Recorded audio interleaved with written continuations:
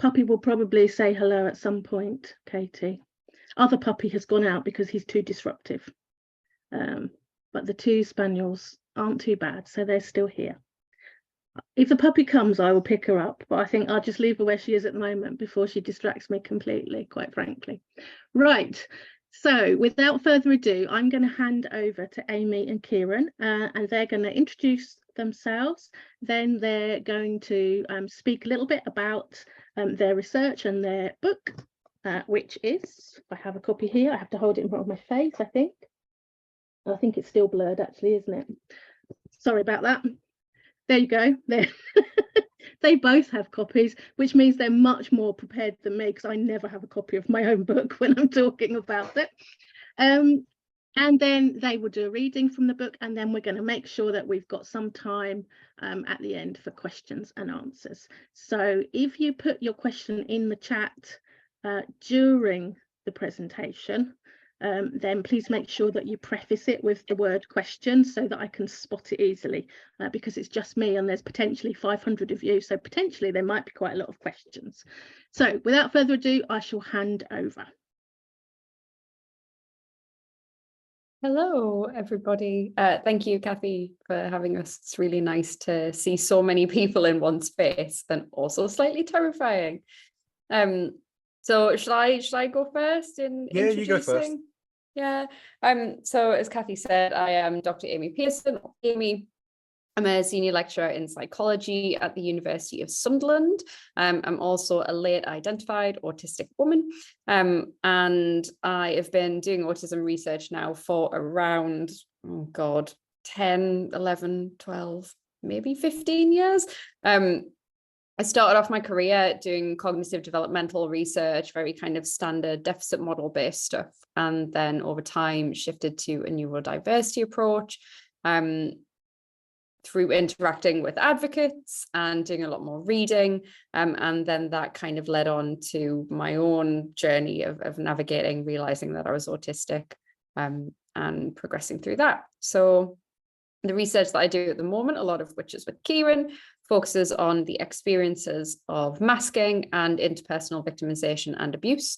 So I'm really interested in autistic relationships, but particularly abuse that occurs within intimate relationships, whether that be friendships, romantic partnerships, or friends, family members, carers, that sort of thing. So Kieran, I'll pass on to you. Thank you very much. My name's Kieran Rose. Apologies for my voice. It might disappear over the course of the evening because I've been doing a lot of talking this week. So you might hear a little bit more from Amy than you do from me tonight, which would be quite unusual. So I am also a late diagnosed autistic person. I'm an earlier late diagnosed autistic person.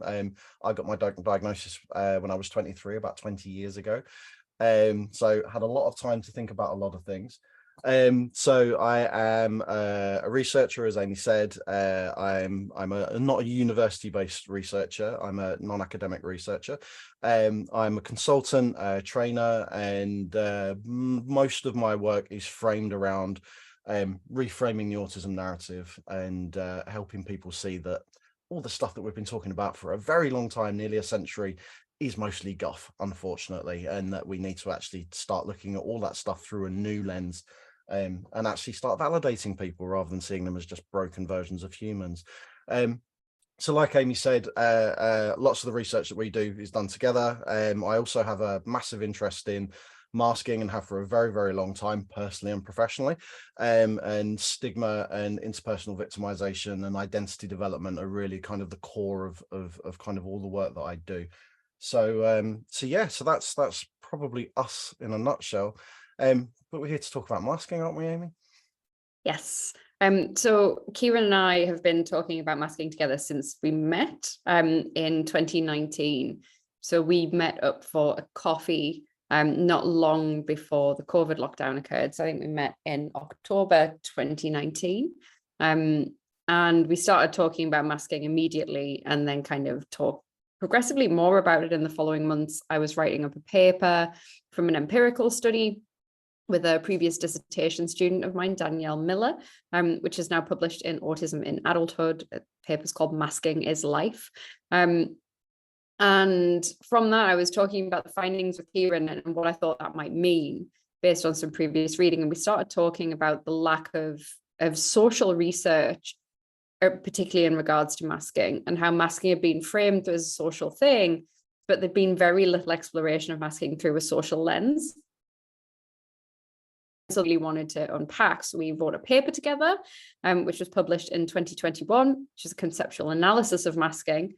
And then Pavilion contacted us last year and asked if we fancied writing something a bit longer.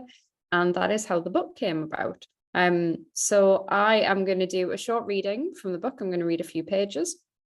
And then we're just going to open it up to Q&A if anyone has any questions.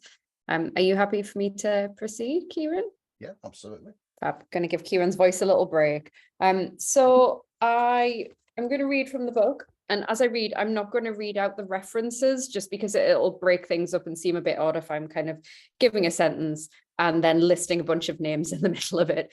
So unless I use a name specifically to talk about a particular person, I won't read the references out. So I'm going to read a section from chapter 5, which is understanding intersectionality and the importance of multiplicious identities. And in particular, I'm going to read from the section on autism and gender, because I thought that might be of interest to the people here. So I'm going to start off with a section called A Different Kind of Prejudice. And the two sections before this focused on two explanations for why we might see underdiagnosis in autistic women in particular, the female protective effect and the female autism phenotype. So at the start of this sentence, I'm going to mention that those two theories, that is indeed what I'm talking about, because I'm not going to discuss those in any detail. So I say that, of course, neither of these arguments, the female protective effect or the female autism phenotype, are particularly parsimonious. As proponents of Occam's razor dictate, when you hear hoofbeats, think of horses. Both the female protective effect and the female autism phenotype rely upon essentialist conceptualizations of sex and gender, portraying underdiagnosis as either a biological consequence of being female or as a potentially less noticeable form of autism that manifests as a result of being female. Of the two explanations, the female autism phenotype at least takes into account how autism is perceived in women, but it still does not quite hit the nail on the head. To quote Rose, what we are seeing in the underdiagnosis of autistic women and underdiagnosed populations is not a different kind of autism, but a different kind of prejudice. Indeed, Fonbon points out that gender differences across other diagnoses, for example, depression, have been shown to manifest in gender differences and have not led to the proposal of gender criteria. This exploration of autism and gender through an intersectional lens prevents the additive approach that Crenshaw warned about, by which autistic women are autism plus female, and instead explores the way in which the gendered experience of growing up autistic, and importantly, external perceptions of what this looks like to others, shapes our identity and behaviour. This is important because the labelling of this particular presentation as the female autism phenotype has a negative impact on autistic people of all genders. Firstly, as we outline in our conceptual paper, distinguishing autism from female autism suggests that there is a true autism and that women and girls present a variation on this. As discussed earlier in this chapter, a granular approach to intersectionality could see a reductionist move towards subtyping on the basis of each aspect of identity. For example, female autism, Black female autism, and so on. This essentialized detracts from factors which are likely to shape our experiences as autistic people. For example, our upbringing, our socioeconomic status, and our culture. It attempts to binarize autism, viewing everyone who is not a white cis male as a variation of the default, rather than recognizing the diversity of autistic people manifesting as a result of us being part of the human race. The recognition of intersectionality within addressing gender disparities that we do not simply reify another limited conceptualization of autism. The majority of research on the female autism phenotype so far has been based on the experiences of white autistic women. Lovelace and colleagues highlight the importance of the inclusion of Black autistic women and girls in research designed to highlight the support needs and future directions. The exclusion of Black autistic women and girls from the research narrative to date means that our conceptualization of female autism is yet another understanding of autism that is seen through the lens of whiteness. There is an issue with conceptualizing the underdiagnosis and misdiagnosis of autistic women and girls being caused by internalization and subtlety, not least that it blames autistic women for their own lack of recognition. However, this profile may interact with racist perceptions of behavior to drive further racial inequalities. Black girls already experience pressure to internalize emotions due to racist stereotypes of characteristics that outsiders associate with Blackness in women and girls, such as aggression and independence, in order to avoid racist stigma. Black autistic girls will experience these pressures in addition to the pressure to mask autistic characteristics. The multi-layered experience of masking may lead to worse outcomes overall due to the impact of increased minority stress. Secondly, and relatedly, this conceptualization minimizes and excludes the experience of anyone who doesn't fit either narrow category, that is, autism and female autism. This dichotomous subtyping could lead to autistic cisgender men who may not fit with traditional stereotypes of autism being labeled as expressing female autism. And given that autistic people have been found to be less likely to identify strongly with gender norms, centering phenotypes on gender is unlikely to accurately represent the experiences of autistic people. These subtypes also completely ignore the experiences of autistic non-binary people, and there's been some suggestion that we might instead consider such differences in autism as related to how we appear externally visible to an observer, or a difference in internalizing versus externalizing profiles, but that might be equally as problematic. And I will leave that there. I think it might be useful to break that down and kind of go over that in a more conversational style, because I think a few people have struggled to kind of follow the reading and weren't prepared for us to kind of be doing a little bit of a reading. So what that kind of means in kind of lay terms is one of the reasons that we wrote the conceptual paper first was because we were really quite frustrated with the narrative around masking. And to kind of give you a little bit of history of that, particularly related to kind of gender and autistic women and girls as well. The research into autistic women and girls, when academia decided, oh, look, there's lots of girls here that we might not have noticed before. That happened around 2015. That's when they really started to kind of take notice and more papers started to become established. And then at the same time, there was an interest in autistic masking really started to take hold as well. So those two narratives around masking and gender really evolved and grew up together and became very quickly interlinked. So it became quite simple for academics, unfortunately, to look at all these women and girls that have been missed for all this time and look at them and think, well, we didn't see them, so therefore they must have been hiding from us, which is quite a victim blaming narrative. So you can imagine all these autistic women and girls hiding behind rocks and trees while all these mostly male academics are out there hunting for them. That wasn't what was happening. The mostly male academics weren't looking for them in the first place because, as probably everybody here knows, that narrative around autism is for a very long time focused on specifically white boys who presented in a particular way. And what that narrative has done is excluded everybody else. And we see that kind of under recognition, not just with diagnosis, just under recognition of whole groups of people. It was women and girls previously. We look at people of different ethnicities and people from all sorts of different backgrounds that don't fit that stereotype. So the narrative that evolved out of that was because all these autistic women and girls were all hiding from everybody, they must be really, really, really good at masking. And because we could see some of the boys, that must mean that boys don't even really mask at all. So they evolved out of that was this narrative that if all autistic women and girls are so good at doing this thing, and autistic boys are terrible at doing this thing, because we can clearly see all of them standing over there, that they must have autistic women and girls must have a whole completely different type of autism.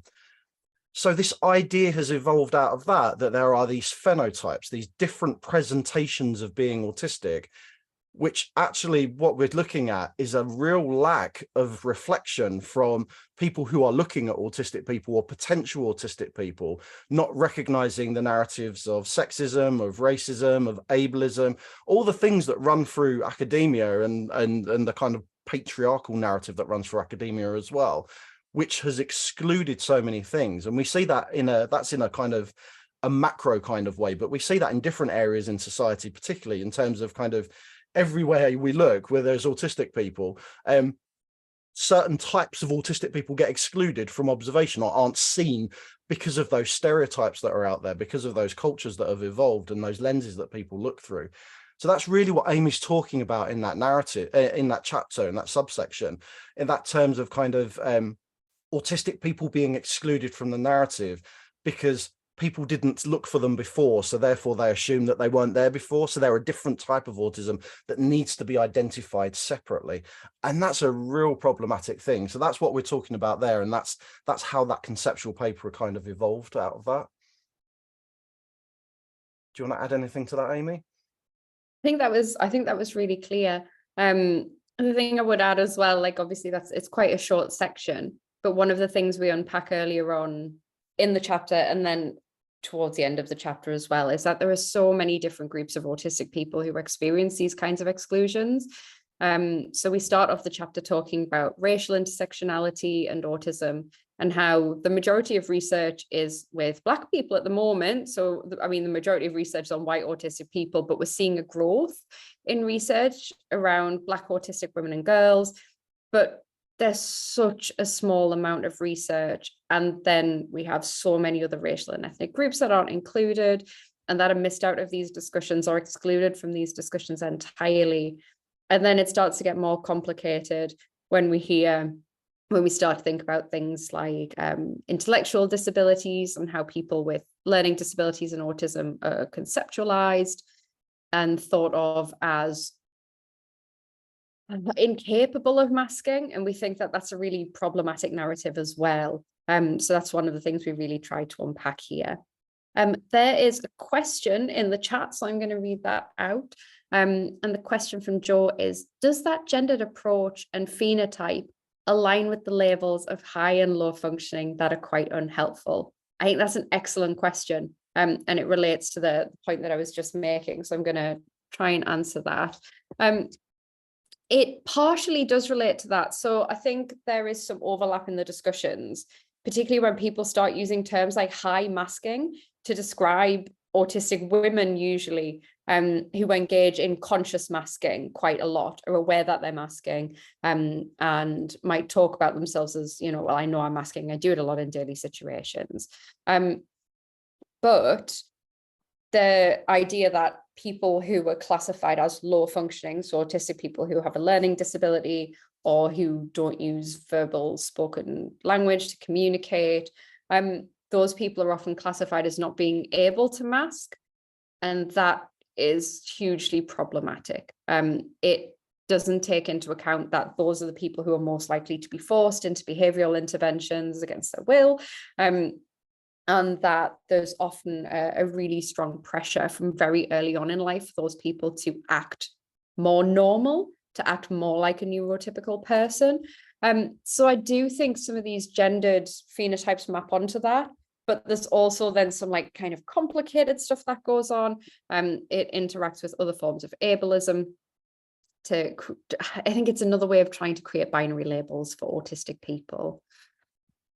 That's one of the issues with academia, isn't it? It's very good at putting people into boxes constantly and then assuming that those boxes don't overlap with each other as well. You know, we've put you in this little box over here and there's another little box over there, but never the twain can kind of meet, and all these things overlap. And especially that narrative around kind of people with intellectual disabilities or people with physical disabilities or people who don't speak or can't speak or don't want to speak. All of those kind of assumptions that are created around those people are because they're seen through a lens of incompetence. So what that does is dehumanize them completely. It assumes that, well, you know, they're not responding to trauma. Actually, I think we need to take a step back here as well, Amy, just in terms of the current narrative that's out there in the mainstream about masking is a quite superficial one in terms of it's a lot about kind of those social experiences. So what's being described in that high masking narrative is a lot of kind of people being aware of some of the stuff that they do in terms of, and maybe feeling like they have a little bit of control over what they do. You know, they act out certain things, use certain language, maybe wear certain clothes, and there might be what's called an element of choice to it. But the paper that we actually wrote had the words illusion of choice in the title for a very good reason, because those things are not necessarily choices. Even when we're children, we have no agency whatsoever. So we're not choosing to act in certain ways in certain environments, not necessarily making deliberate choices to do those things. And also what that negates is what Amy was referring to at the beginning around this kind of social dynamic, where this is something that impacts us developmentally. So over the course of time, from when you're a small child, you are responding to the environments that you are in, when any type of human is responding to those environments.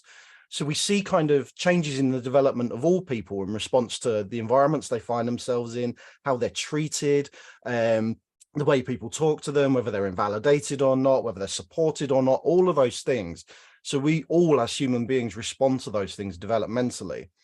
But when you're part of a group through which you are treated or negatively or treated and invalidated in a quite significant way, your response to that significant invalidation and that stigma that develops around you is also going to be more significant. It's going to be more obvious. So then we go from the kind of common and garden people responding in different ways to different environments and different contexts, what might be called context switching, where you kind of behave differently around different people. And that's a very human response to things. But actually what we're talking about when we're talking about masking is a kind of next level of that, because this is a response to marginalization. This is a response to the stigma and the invalidation you experience.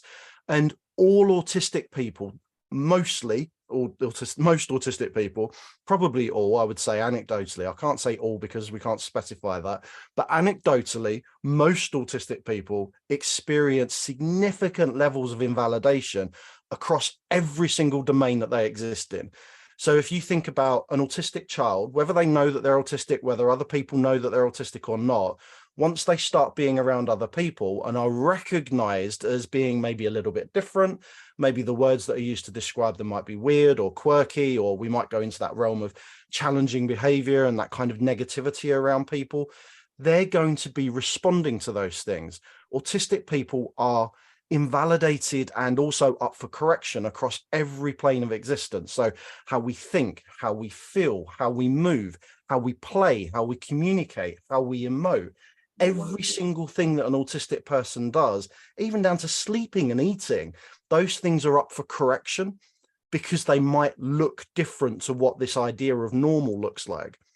So we're going to be responding to that. And then also we have to say that this isn't just about autistic people doing this.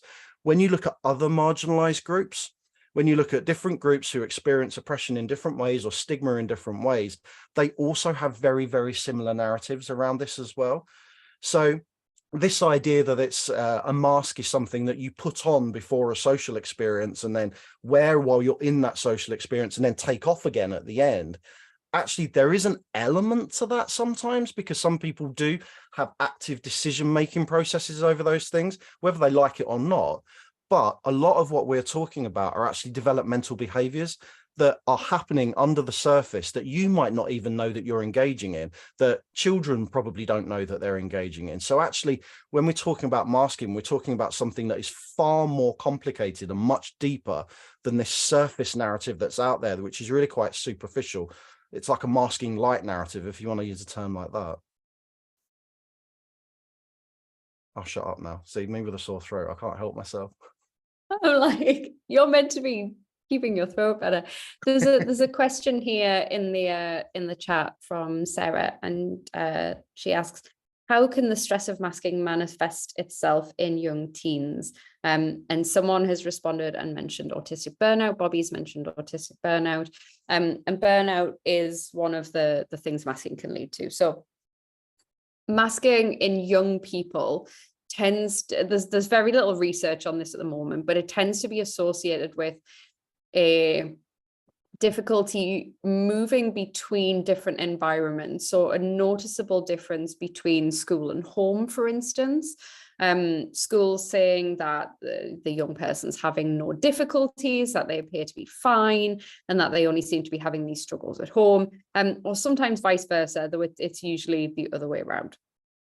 And you might see the young person come home from school really exhausted, tend to either melt down when they get home, so have a kind of a huge explosion of emotion that they've had pent up all day, or go into shutdown mode, so become really withdrawing from the family, have to go be alone in their room, need time away from everybody in order to recoup. And sometimes we start to see a loss of daily functioning skill that they might have had before, so finding it difficult to talk, particularly when there are high demands around that, finding it difficult to get out of bed, things that might look like depression, but aren't necessarily a signal of depression on their own. So it can signal a huge amount of exhaustion. And autistic burnout for many people, whether they're younger or older, tends to be associated with that loss of skill. So finding it really difficult to engage in the things that you would previously engage in, particularly things you would enjoy. So when people start withdrawing from their interests and finding it really difficult to engage with their interests anymore, that's often quite a strong sign of burnout. Kieran, is there anything you would add to that? Yeah, just obviously thinking, coming from a parent, but I've got 3 autistic children, 2 of whom are home educated and one's in mainstream. So the narrative of school refusal plays into that as well, or what's been redefined as emotionally based school avoidance, both terms which I absolutely hate, because again, they're victim blaming. They center all the issues within the child and don't reflect on the environments that the child's in or the interactions with those places. So I prefer to, and apologies to any teachers here, this is not a personal attack on you, but it is school induced trauma, because it is situated within the environment that they're in. So that burnout narrative is often not recognized as much as the masking previously wasn't recognized either.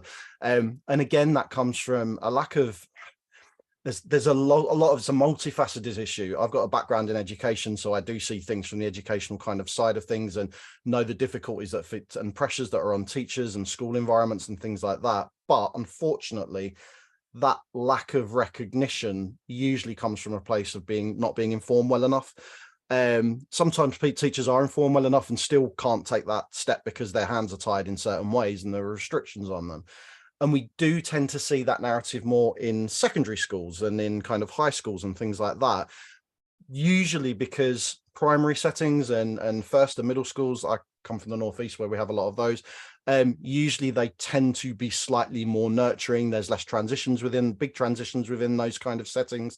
And then they get to secondary school and the whole shift happens towards kind of, we have to be academic and we have to conform to certain behaviors and all of those kind of things. And it becomes very less nurturing in those spaces.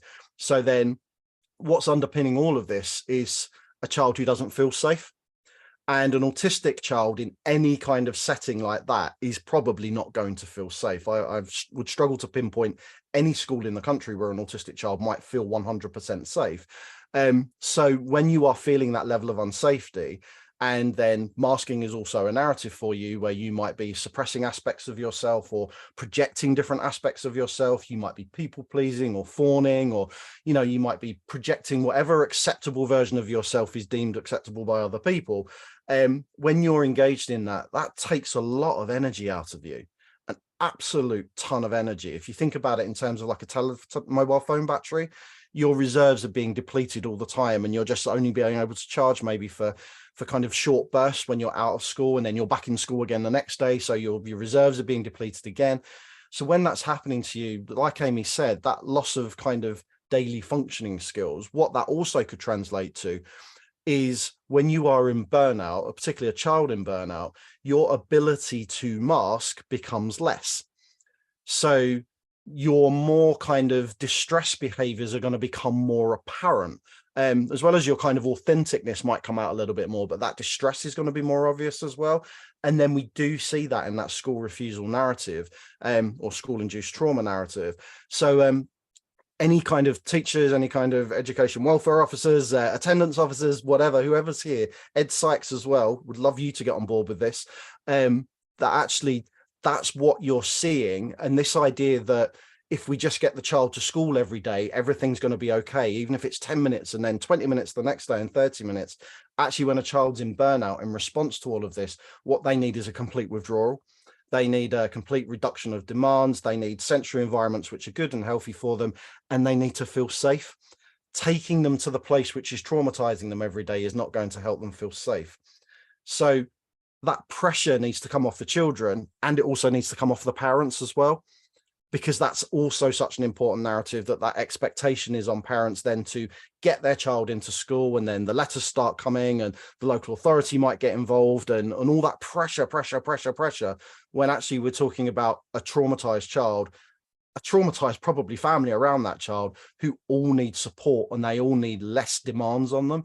So yeah, sorry, I went off on a little bit of a rant there, but but this is all related to this. This is all deeply connected into that masking narrative, thinking about why children are masking in these environments, because they feel unsafe. So our duty as professionals around them is to help them feel safe. And we can't do that by just tinkering and making maybe 1 or 2 reasonable adjustments. This is wholesale changes that are needed around the child. So in order for that to happen, in order for that child to engage in what it is you want them to learn as a teacher, as a school, as an educationalist, your role first is to validate their experiences and help them feel safe. And until you do that, you won't have children in your class that are going to be learning anything, because their mental health is going to be so trashed that they're not going to be able to engage in anything anyway. Kieran, I knew you wouldn't be able to stop talking. There were quite a few questions popping up in the chat, and I was going to say, Amy, is there anything else you want to talk about regarding masking in the book, or do you want to go straight into the questions? I think I don't want to keep interrupting you if you've got more to say on.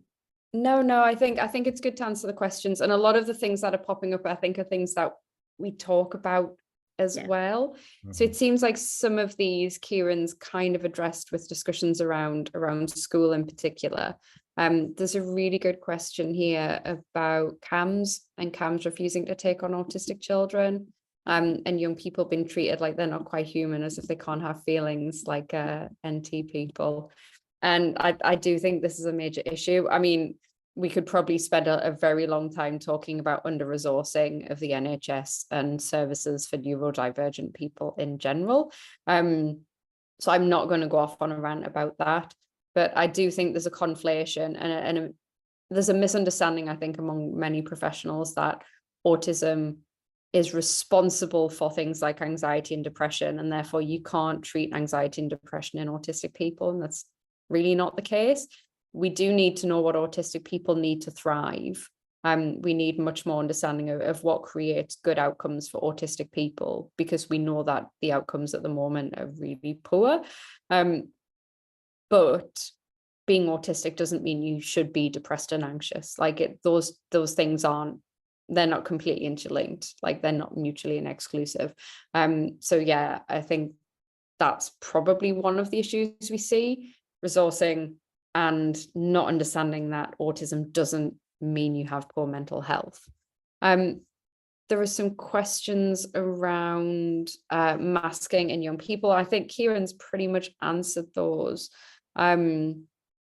talking about young people and trying to survive. A lot of it means fighting with school and trying to get them to see what an impact that it's having on the young people, which is a lot of stress on parents who are often autistic themselves and also just trying to cope with everything. There's a really good comment all the way back in 821, which I've just there it is. So Mia said, I never thought about it like that. This is when we were talking about like high masking and responding to that. I always thought I was good at masking, but now that I hear it put like this, maybe I'm not. I think you probably have some thoughts around that, Amy, don't you, about people's perceptions around how good at masking they think that they are. Yes. So this is something that research hasn't really looked into very much yet. I think Hannah Belcher's done a little bit of research on this, effectively looking at social judgments of people who report themselves to be masking and seeing that actually people still have really negative social judgments of them. I think that we can often be consciously aware, or when we become consciously aware that we're masking, we might think of ourselves as skilled at that. But I think that takes a little bit of unpacking. The suggestion that masking is a good thing because it protects us is something we talk a bit more about in the book, but effectively, as Kieran mentioned, context switching earlier. So we all have different aspects of ourselves that we show in different situations. It might be that you are the slightly more professional you at work, that you are, more relaxed when you're with your friends, your family, that when you're with your group of friends that you play football with, you talk about football and so on. So you show different aspects of your identity in different situations, but all of those things are an authentic version of you. And masking tends to be characterized by an inauthenticity, whether that is projecting parts of yourself or parts of someone that you want people to see, or whether it's suppressing aspects of yourself. And I think when we talk about masking, we say we're good at masking. What we're often saying is that we're able to project a version of ourselves that other people want to see, or we think we're good at that because we've been doing it a hell of a lot. But most of us also spend our lives being called quirky and a little bit weird and different to other people. But quirky it's effectively the label for non-threateningly weird, isn't it? Like, you're weird, but not in a way that I find completely unappealing. So I'm going to use that word because it seems kinder than just saying you're a bit of a freak. And so I think we often internalize this idea that we've not been diagnosed because we've been good at hiding, which is effectively taking the blame for other people, being like, well, you don't fit with our stereotypes of what autism should look like, so we're not going to recognize you. You've become so good at hiding that it's all your fault. And I think that's a really problematic narrative. There's a really great question here, which also relates to some of the things we talk about unmasking. So Rachel says, since my daughter was diagnosed, she started flapping her hands a lot. And I wonder if she's unmasking, or whether she's doing it because she knows she's autistic and knows that autistic people flap because it's a stereotype that's being presented by her school.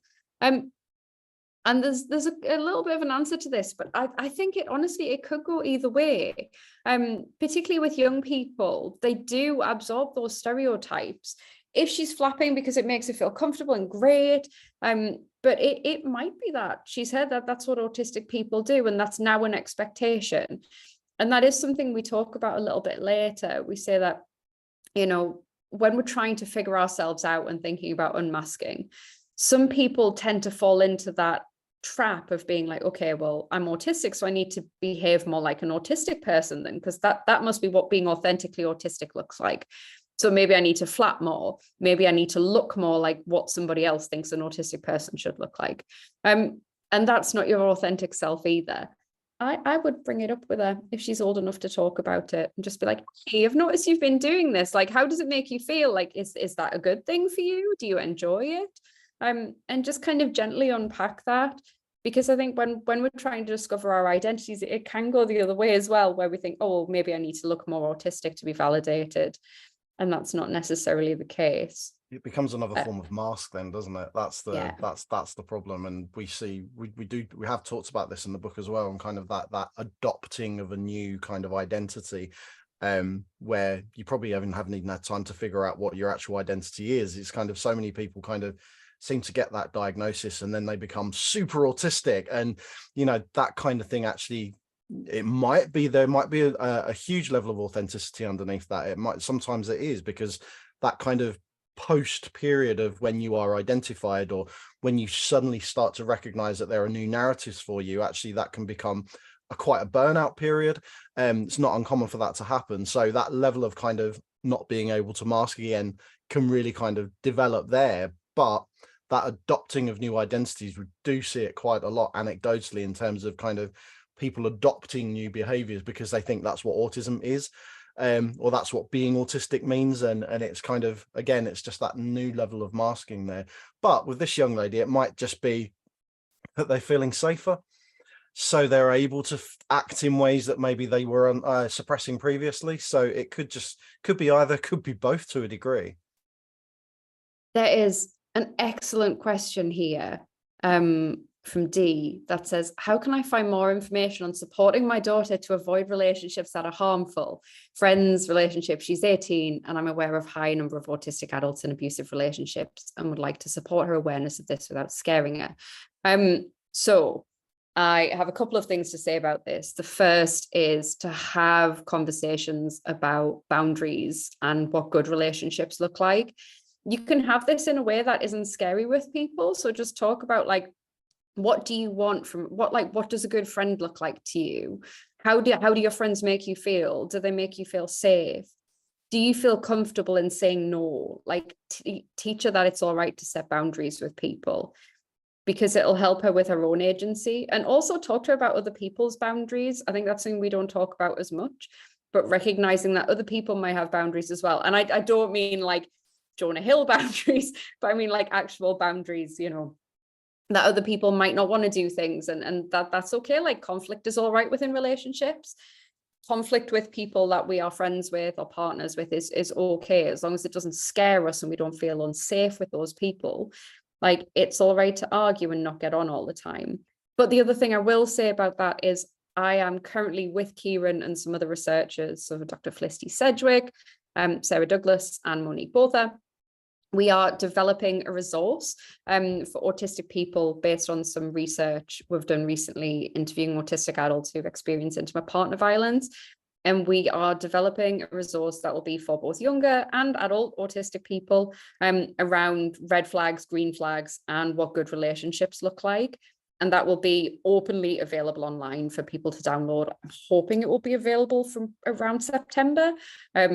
Don't put a date on it just in case. Yeah, it's when I get around to pulling it together.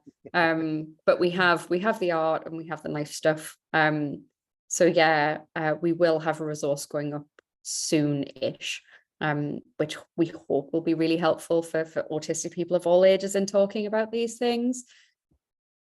Lynn's asked, what about masking in ADHD? Yeah, awesome question.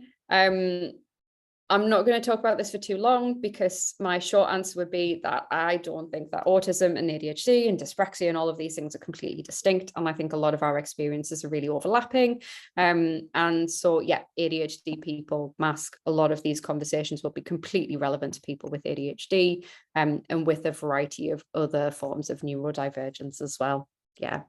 I think what might help expand that as well is what Amy kind of alluded to previously, which is again something that we write about in the book, and it's been something that Amy and I have been talking about for quite some while, is that our notion of masking is framed around something called projecting acceptability, which is whereby humans are really, really good at predicting things, and all humans want more prediction so that we can see what's coming and reduce our anxiety levels and feel like we're in control of our situations and our lives. So when you can predict that someone might treat you negatively, yes, a version of you shying away from that kind of stigma and that negative treatment might be hiding, it might be fitting in, it might be doing certain things that make you smaller, but also sometimes it might be doing things that make you bigger or make you more obvious in a different way.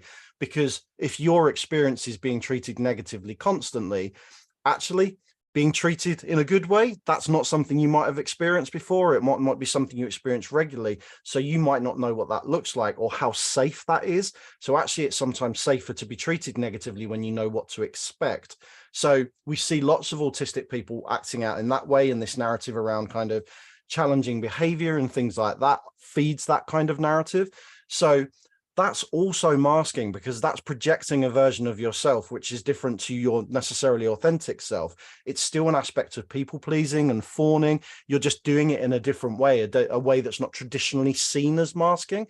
So again, this kind of narrative that masking is all about autistic people fitting in, what is that doing? Well, that's excluding the people that don't fit in, who may still be taking, one description that we use, it's something a client said to me a very, very long time ago about being in certain situations and taking their autism out and polishing it in front of people, which was a projection. It was an exaggeration of who they were, because if they didn't do that, people didn't know how to deal with them, so therefore treated them negatively. So masking isn't just about hiding. Masking can be about lots of different changes in behavior. So when we've got someone who's ADHD that may be able to suppress big aspects of themselves, some people with ADHD cannot suppress certain aspects of themselves, but actually some of those aspects might become more exaggerated in response to the situations and environments they find themselves in. So this is about seeing people as three-dimensional human, four-dimensional really, because there's environments that they're interacting with, and those environments become part of this narrative too. So to say, and I hear this all the time, people with ADHD can't mask, children with ADHD can't mask all day. What they're saying is that actually you're not acting like a human, because this is a human behavior, and all humans are engaging in this behavior in some way, shape or form to some extent. So again, it's one of those dehumanizing narratives, and it comes from a place of not being informed well enough, because most of the assumption around ADHD is naughty little boy running around at 200 miles in the room. So that's not what ADHD actually is. That's an aspect of what ADHD may present like. So again, it's about, we need to broaden these narratives and recognize that actually the way that we are thinking is so narrow, it's contributing to actually the negative experiences that people have, because they're being excluded from those narratives. There is a question here about PDA. I am not going to go into PDA because I don't feel like I know enough about PDA. I'm not a PDA myself, and I don't feel like I know enough about it to say it. But from the PDA people that I have interviewed previously in research, they have talked about their own experiences of masking and also fawning and people pleasing, which is often, I think, for some people unexpected. When we talk about PDA and people being demand avoidant, you might expect that you wouldn't see heightened people pleasing, but actually people with PDA do report that. I think there's probably a lot of research to be conducted in that area. And I know there is a special issue on PDA coming out in Frontiers at the moment. And all of the articles there are open access. If anyone is interested in reading them, they should be kind of dropping over the next few months. But I'm going to leave that one on the side, I think, because there are people who are far more qualified to talk about that than me. I'm just seeing if there are any. Oh, there's a new question just popped up here. Do you think the fact that autistic people are often good at pattern finding makes us more likely to look for patterns from negative experience and adjust behavior by masking? I think that's a really excellent question. Yes, in some ways, I think that is the case. I think we spot negative responses and look for ways to try and fix this. And I know for myself, when I was a teenager, like I've talked about this openly before, but I used to make lists of all of the things that I thought that people might not like about me, and then think about how I might fix that, and how I might try to be a more appealing person to people, which never really worked, because at the same time I was always also very non-conforming and was a bit like, well, if you don't like me, fuck you. Not the best combination if you're trying to make friends. But yeah, I think that can be one of those things that you do pick up on, those micro responses from people, particularly the look of like that look people like give each other when you say something like that. And I saw someone talk about this on Instagram yesterday, and I was like, I've talked about this quite a lot in the past, like the look, and to see someone else talk about it was quite validating, actually. But yeah, I think we do spot those things, whether consciously or unconsciously. And I do think a lot of masking is unconscious. I don't think we all consciously sit and make lists about these things. I think we have a response. It makes us feel bad. And we go, okay, well, I'm not going to do that again. What am I going to do instead? Do you feel mental health presentations are more common in autistic girls who mask more? No. I think mental health problems are prevalent across all autistic people. I think we're having more conversations about autistic girls, and I think that is really important. I think there are lots of autistic girls who mask a lot and also experience mental health problems that interrelate with that masking. But I don't think those presentations are more common. I think they're more frequently diagnosed because autism doesn't get picked up on and anxiety does. And so we end up having conversations about mental health instead of autism, if that makes sense.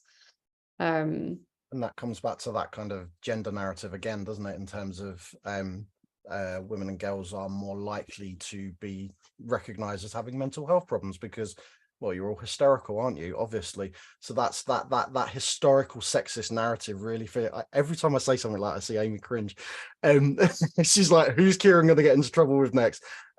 Because that narrative, that sexist narrative, has been prevalent for a very long time. That's where the word hysteria comes from. It comes from women's internal organs. So that notion of mental illness being framed around girls, but with boys it's autism or it's ADHD, or it's actually there's two narratives that are running concurrently there, and it's sexism is the thing that's dividing them, that historical kind of sexism there as well. And that's not to say that obviously autistic women and girls don't experience those things, don't have mental health problems, because all autistic people do, and to some degree or some way, shape or form. But it is more common for people who are assigned female at birth to go through that gauntlet of misdiagnosis and diagnostic overshadowing through a mental health narrative before they eventually get to being autistic. And actually ADHD has become like a stepping stone in there now as well, because that recognition of that has become more prevalent. The amount of people who I know and have come across who have got their ADHD diagnosis and they're like, this is it, this is the end of my journey. And I'm like,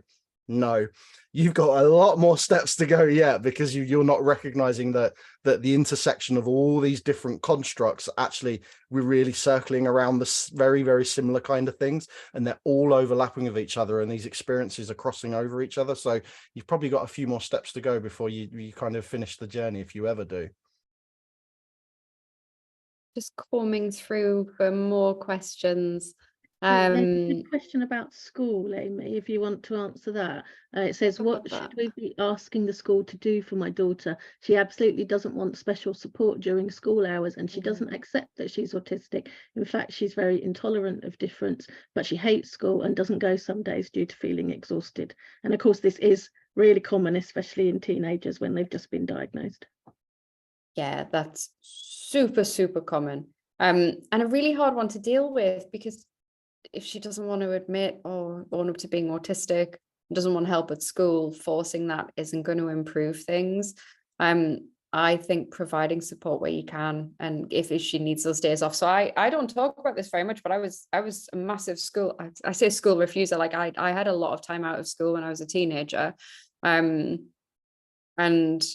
a lot of the time I would just say to my mum, like, I don't want to go in today, and she would let me stay home. And I just, I didn't engage, but that it felt safer for me to do that. And it was something that allowed me to regain energy. I know it's a really difficult thing to deal with. I think the best thing you can probably do is keep her home life as safe and as validating as possible, so that she can start to try and think of herself in a more positive way. And if you can introduce her to media from autistic girls, I also think that might be helpful. Elle McNichol's books, Sarah O'Brien's book that's just come out. There are some great things coming out from autistic women and girls that I think probably resonate quite a lot, and offering those up and then being able to have those discussions without kind of feeling pushed into that autistic identity, and just giving her time to explore that for herself will help with that. But often with school, like it's really hard to get people to engage. If people know that you're different, and they will already know that she's different, it's like putting a sign on yourself for other people to pick on you. It's really difficult at that age as well, in terms of whether you're a boy or a girl or any gender, in terms of our children are conditioned to expect themselves to have to be at school. So that kind of, I hate school, but I still need to be there. I hate being in this situation, but I still have to put myself in that situation. That becomes cyclical, and it feeds itself, and it very often ends up in significant kind of burnout.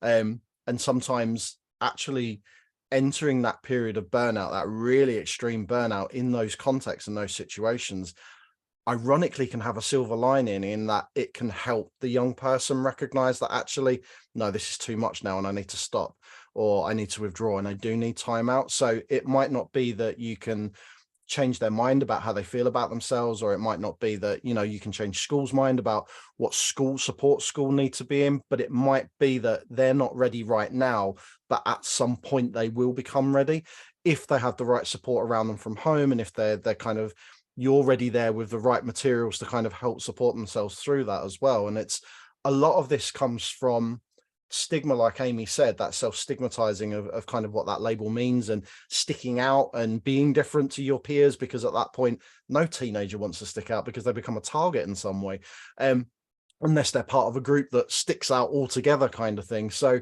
that kind of identity shifting that's happening there is it's a really difficult time. Teenage years are difficult for any child and young person, but actually being an autistic teenager, that's a really complicated thing. And especially if someone then comes along and says, the reason for your struggles is this thing that you don't know much about, and actually you've probably heard about and think really negatively about, that's not a good place to kind of receive that information. So it is about kind of taking time. There have been some questions about unmasking. And oh God, I know we're at 9 o'clock, so we don't have very much time to chat. But there's a question around unmasking, and also kind of how to engage in that without just ruminating. I don't think either of us have an answer to this, because I don't think I personally have worked that out yet. I don't know whether Kieran would say that he's worked that out, and I don't know whether it's entirely possible. I have started to become more aware of when I am actively masking. And for me, that's often now an indicator that I'm in a situation that I don't feel safe in.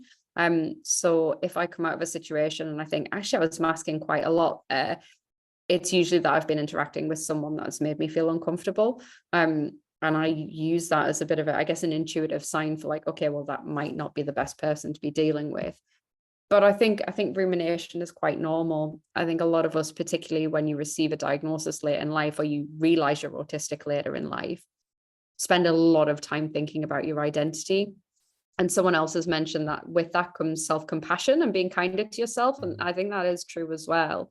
But there is also a lot of time spent thinking about, well, how do I act? Who is the real me? Like, am I authentic? And when am I authentic? And I think some of that is because we focus quite a lot on details, but also because there's a lot of unpicking and going through your life and thinking about it through that new lens. So I don't think I can say how to unmask, and I don't think the mask is a singular thing. So we talk about this in the chapter on authenticity, that there's the idea that once you realize you're masking, you can just like take it off and put it down, and then no more masking. And masking is who, it's part of your identity. Like, which bits of you are you masking, and how do you unpick those? And is it the way you move, or the way you speak, or the way you think? Like, your hair? What is it? Are you masking just being autistic, being a woman? Might it be, your sexuality? Like, all of those things are so interlinked and so complicated. But finding people that you feel like you can be more authentically yourself with, I think that's a space to start exploring that. But yeah, someone's just said, I was diagnosed at 52, and I feel like I'll spend a lifetime unraveling and unmasking my experiences and all of the trauma. Yeah, I think it is a lifelong experience for pretty much all of us. And I think the onus shouldn't be on us to unmask. It should be for society to create somewhere where autistic people feel like they can be authentic safely. And there is a wonderful dog. Yeah. Yes, that's why I had to disappear, because she jumped on me. Right. So hello. it is 3 minutes past 9. So we probably should leave it there, although I feel a bit guilty because I didn't say that was the last question.